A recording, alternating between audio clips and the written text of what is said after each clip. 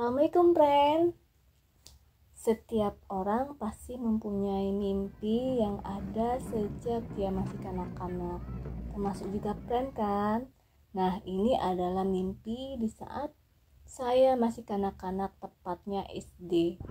Saya lupa waktu itu kelas berapa ya. Yang jelas saat itu saya melihat gambar Gunung Bromo di buku pelajaran. Gunung Bromo terlihat begitu gagah di antara lautan pasir yang sangat luas. Terbesiklah keinginan saat itu, suatu hari saya akan berada di sana dekat sekali dengan Gunung Bromo. Alhamdulillah, Allah mewujudkan mimpi saya di akhir tahun 2023, tepatnya bulan November, bersama kedua orang tua dan juga saudara laki-laki saya. Petualangan kami pun dimulai dari Palembang melalui jalur udara menuju Jakarta, lalu dilanjutkan dengan bis menuju Yogyakarta. Di Yogyakarta kita bergabung dengan wisatawan lain dari berbagai daerah dan juga saudara laki-laki saya menuju kawasan Bromo Tengger Semeru yang ada di Jawa Timur. Kita menuju Bromo menggunakan bis melalui jalur Pasuruan karena menurut travel jalur ini lebih landai jika dibandingkan melalui jalur Malang. Oh ya, ada kejadian yang sedikit menegangkan dan juga sedikit menyedihkan karena menjelang dini hari di saat kita menuju Sunset Point, tiba-tiba jeep yang kita tumpangi berempat mengalami kerusakan.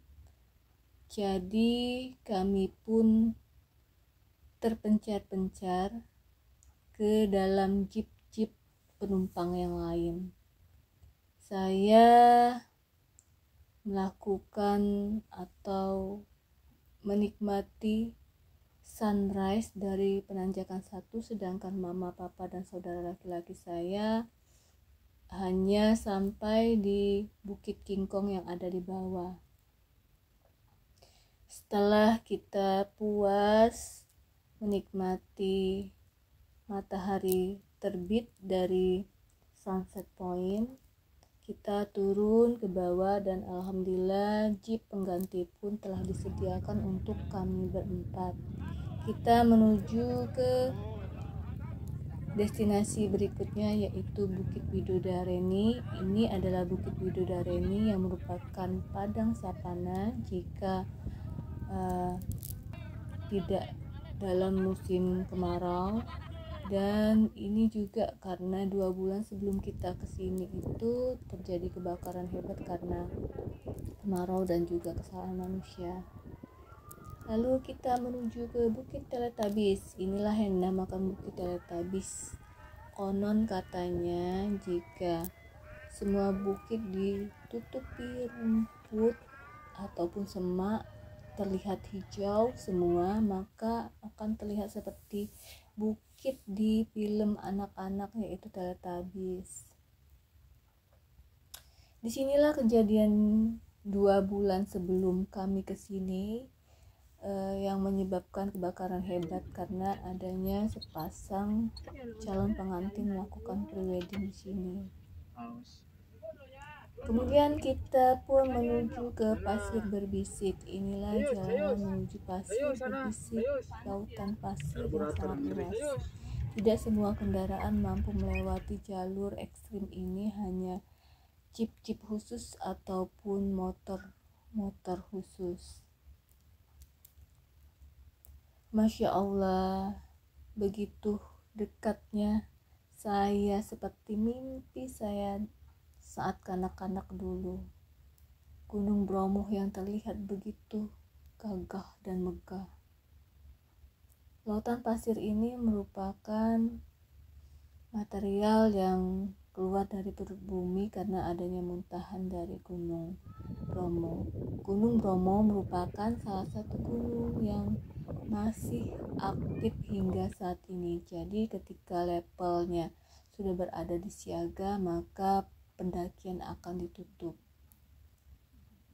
Oh ya, di sini ada sebuah suku yang mendiami kawasan Tengger ini, dan mereka memiliki keunikan tersendiri. Salah satunya ada anak-anaknya yang rambutnya gimbal, dan jika ingin memotong rambut gimbalnya itu harus dilakukan upacara. Penduduk Tengger masih melakukan upacara di hari-hari tertentu dengan memberikan sesembahan ke kawah Gunung Bromo, tapi saya tepatnya juga kurang tahu juga ya, friend. Untuk kalian yang belum pernah kesini, saya doakan semoga kalian kesini, kalian tidak akan rugi loh bisa kesini. Belum afdol jika belum mendaki dan melihat langsung kawahnya Bromo.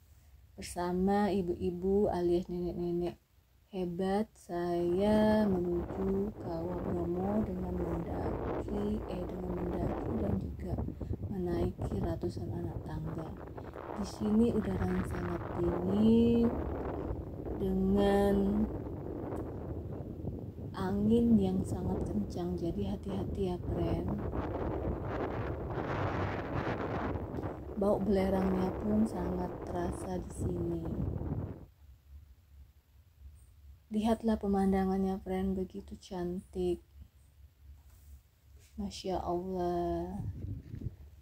Setelah puas, kita pun menuruni 243 anak tangga, tapi setiap orang menghitungnya itu berbeda-beda, mungkin karena napas yang terengah-engah.